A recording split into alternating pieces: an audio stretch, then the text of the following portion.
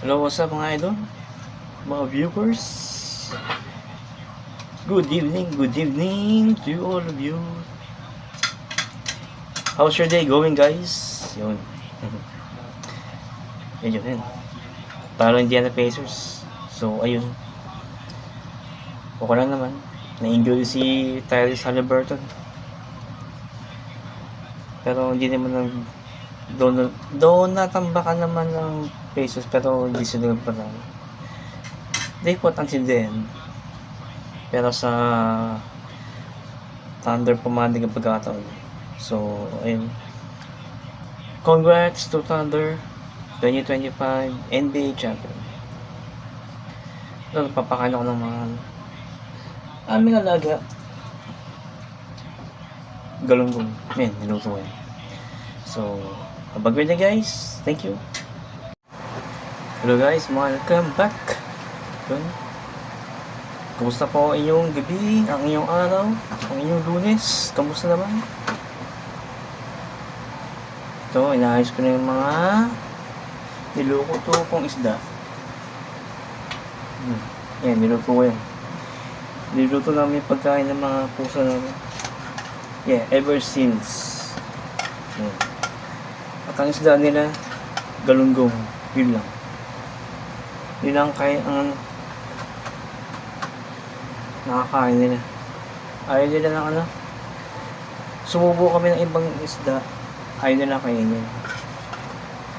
Yung mga malalapit sa galunggong, salmon, ano ba? Alumahan. Ayaw nila kainin. Kumbaga parang ito yung unang lasa ba. Tapos yun, galunggong na yung pinapakain namin.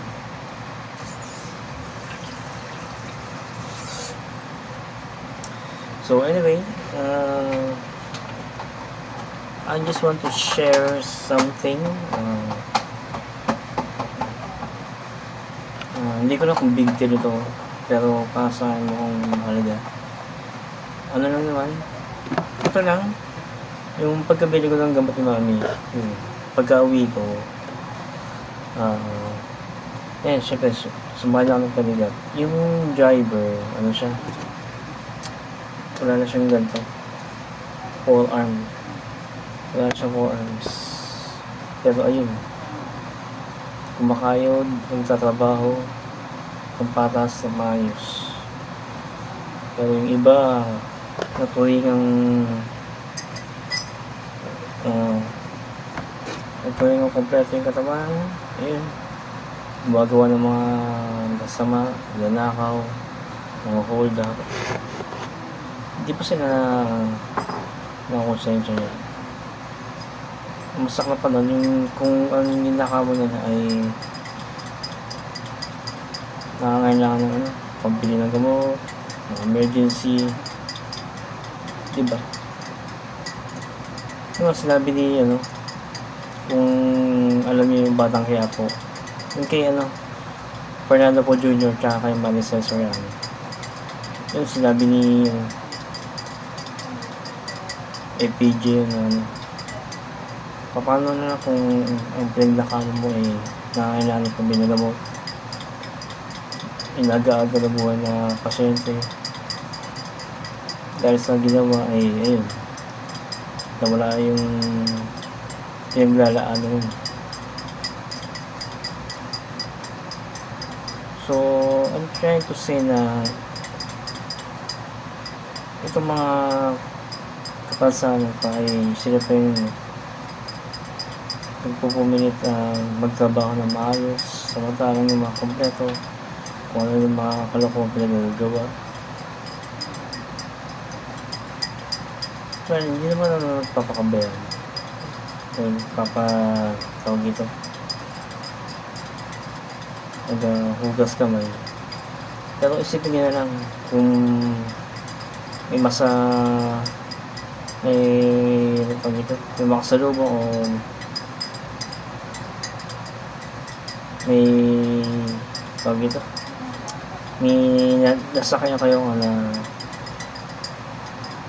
tricycle driver, pedicab o e-bike driver na PAWD. Yun. Yes, mami. So yun guys, as I was saying, yun.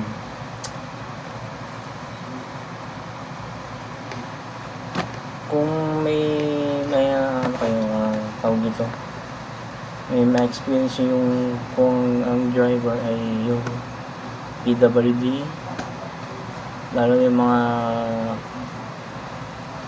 pedicab driver, e-bike driver, tricycle driver. Siyempre, maantig kayo kasi sila lumalaban ng patas para mabuhay. Siyempre, ano pa yung kung mayroon silang pamilya, isipin nyo na lang yun. Tapos yung mga kumpleto, sila pa yung gumagawa ng mga krimen, karahasan, mga ganun. Isipin nyo na lang yun guys. Hindi naman para sumigat, pero just to share something na kung sino pa yung kung sino pa yung PWD, sila pa yung maayos ang ginagawa pamumuhay. So ayun, yun na po para sa today's episode, today's sharing.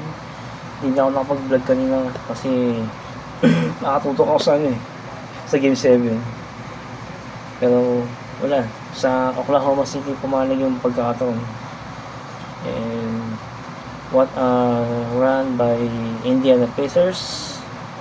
So get well soon to idol Tyrese Haliburton for his fast recovery, and hope the Indiana Pacers will make a comeback next season. So yun na po, and more power to you guys. Please subscribe to my channel, and para may tayong may pamahagi nating kalaman. So ayun na po, God bless everyone. Have a wonderful evening of Monday. See you around.